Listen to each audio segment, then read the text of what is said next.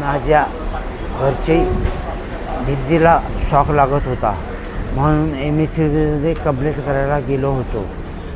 तिथे कंप्लेंट केली आणि बाजूला वायरमन बसले होते. त्यांच्याशी बोलत असताना ते खुर्ची होते, मी बाहेर होतो. डायरेक्ट ते आले आणि मला मारहाण केली, शिवगाळ केल्या. कोणी मारहाण केली? कोणी? विकास भोईर म्हणून नाव आहे त्याचं. काय करतो तो वायरमन आहे. कशाला? काय कारण?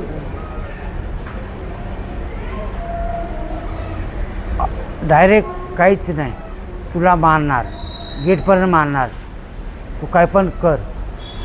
पण काय कारण काय आहे? म्हणजे तुम्ही तक्रार दिली म्हणून का? हो काय नेमकं? हो, मी तक्रार दिली. बोलो तुम्ही मागे जे आला होता तक्रार करायला, तेव्हा तुम्ही बॉक्स तो लाईटचा नाही बसवला, बसवायला पाहिजे होता तुम्ही, आणि शॉक लागतो आहे असं मी त्याच्याशी बोलतो आहे. तो डायरेक्ट माझ्यावर येऊन बुक्याने सगळा स्टाफ बघतो आहे, शिवीगाळने बुक्का पूर्ण स्टाफ बघत होतं आहे.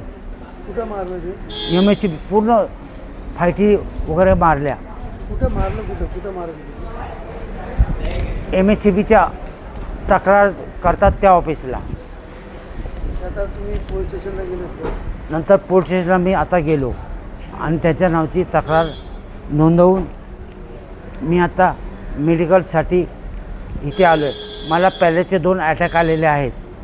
पहिला अटॅक जिभेवर आल्यामुळे माझं बोलणं पिल्यासारखं वाटतं लोकांना, म्हणून मेडिकल बोललो पोलीस स्टेशनला करा माझी. मग आता मेडिकलसाठी मी आलो आहे.